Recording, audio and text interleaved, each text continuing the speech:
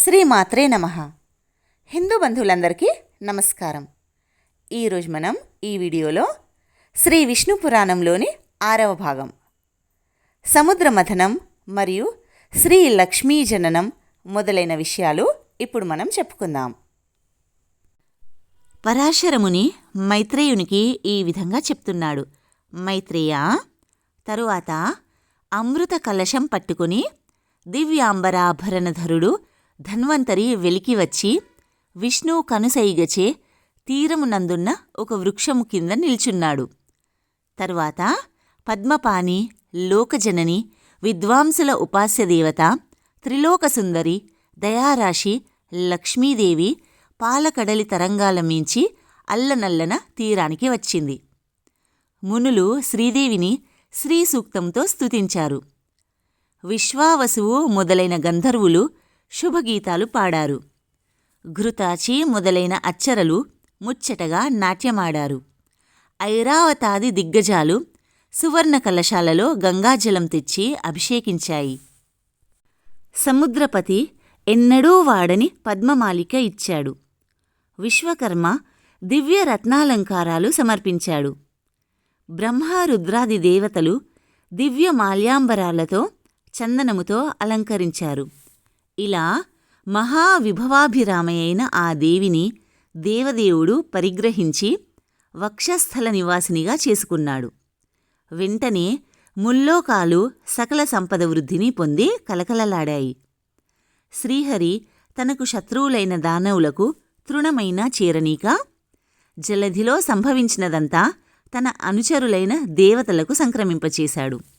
అంతలో విప్రజిత్తు మొదలైన దానవులు గుమికూడి ఉరికి అమృత కలశం తీసుకొని పోయారు.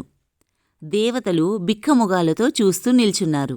అప్పుడు శ్రీపతి వెంటనే మోహినీ రూపముతో దానవుల వద్దకు వెళ్ళి వారిని మోహ విభ్రాంతులను చేశాడు.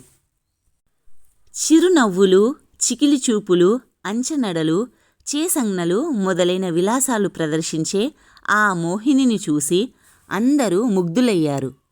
దానవుల మాట చెప్పనక్కర్లేదు. తమ వద్ద అమృత కలశం ఉందన్న విషయమే మర్చిపోయి పరవశమైపోయారు. ఆ అవస్థలో మోహిని వారి వద్ద ఉన్న అమృత కలశం తీసుకుని దేవతలకు పంచిపెట్టింది. అమృతపానముతో ఇంద్రుడు రెట్టించిన బలపరాక్రమాలు కలవాడయ్యాడు. వజ్రప్రయోగముతో దానవులను హడలగొట్టగా చేసేది లేక అందరూ పాతాళానికి పారిపోయారు. మందర పర్వతమును మునుపటి చోట ఉంచి వాసుకిని ప్రశంసించి పంపించి దేవతలు తమ తమ స్థానాలకు వెళ్ళిపోయారు.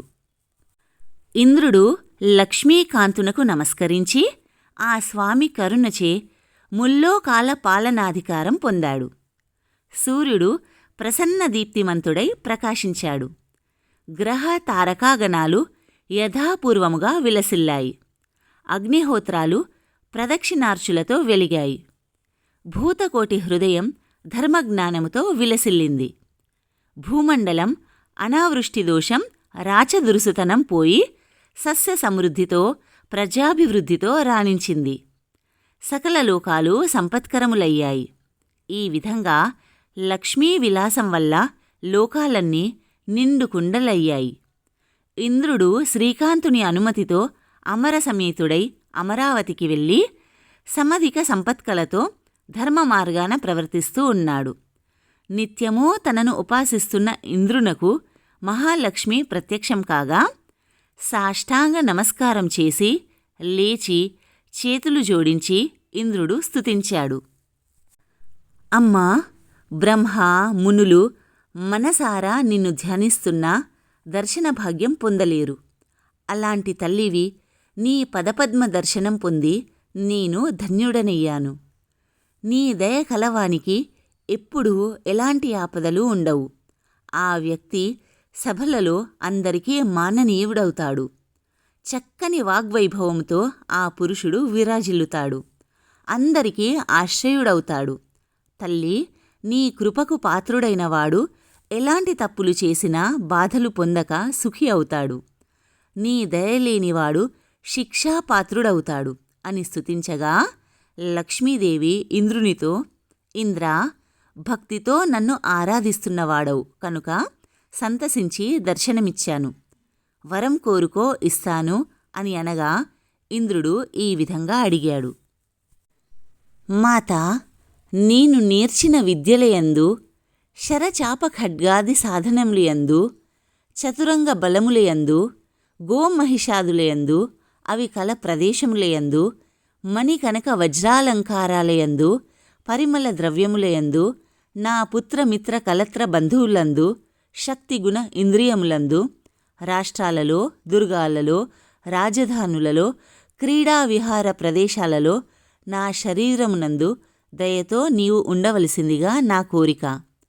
నిన్ను ఇలా స్తుతించేవానియందు కొడుకుని చూస్తున్నట్టు దయతో చూస్తూ రేయింబవళ్ళు కాపాడుతూ ఉండవలసిందని నా ప్రార్థన అని అడుగగా లక్ష్మీదేవి తథాస్తు అని అభయహస్తముతో ఇంద్రుణ్ణి అనుగ్రహించి అదృశ్యురాలయ్యింది.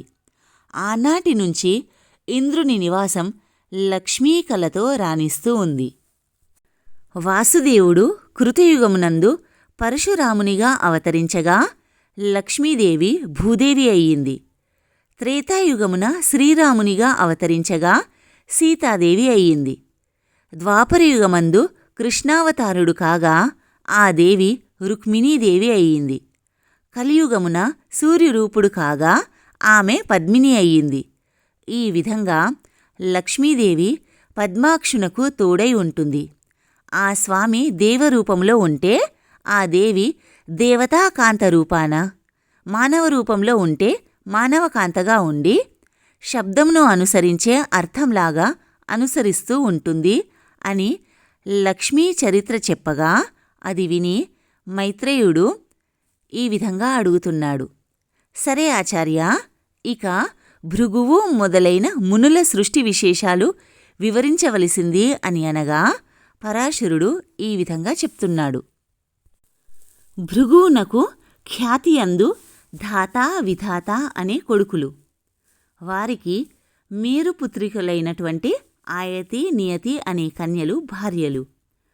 ధాతకి ఆయతియందు ప్రాణుడు, విధాతకు నియతియందు మృకుండు జన్మించారు.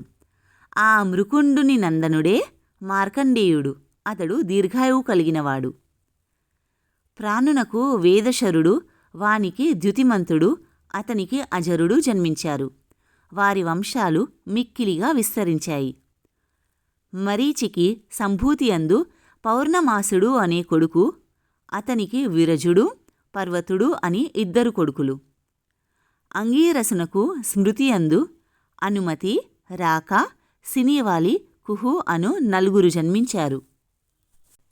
అత్రికి అనసూయయందు చంద్రుడు, దుర్వాసుడు, దత్తాత్రేయుడు అని 3 దివ్య శోభా మహిమాన్వితులు బ్రహ్మ, శివ, కేశవాంశ సంజాతులు పుట్టారు.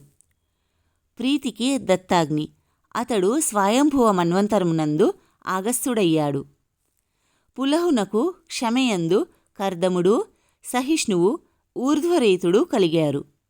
క్రతువునకు సన్నతియందు వాలఖిల్యాదులు 65 పుట్టారు. వశిష్ఠునకు ఊర్ణయందు విరజుడు, గోత్రుడు, ఊర్ధ్వబాహుడు, సవనుడు, అనఘుడు, సుతపుడు, శక్రుడు అని 7 కొడుకులు జన్మించారు. వారు ఉత్తమ మన్వంతరమందు సప్తర్షులయ్యారు. అగ్నికి స్వాహయందు కలిగినవారు పావకుడు, పవమానుడు, శుచి. వారికి 45 పుట్టారు. ఆ విధంగా అగ్నులు 49 మందిగా విస్తరించారు.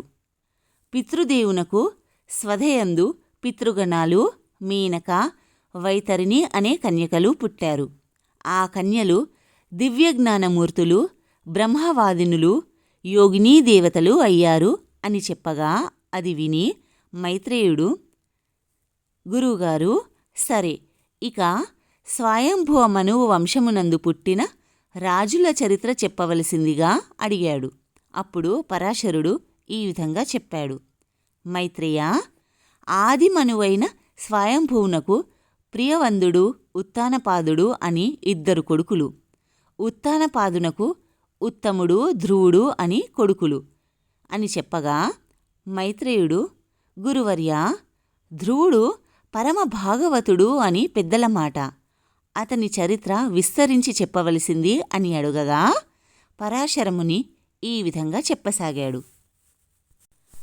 శ్రీ విష్ణు పురాణంలోని 6వ భాగం సంపూర్ణం. దేవాధిదేవుడైన శ్రీ మహావిష్ణువు యొక్క కృపాకటాక్షాలు, ఆశీస్సులు సదా మనందరిపై ఉండాలని కోరుకుంటూ స్వస్తి.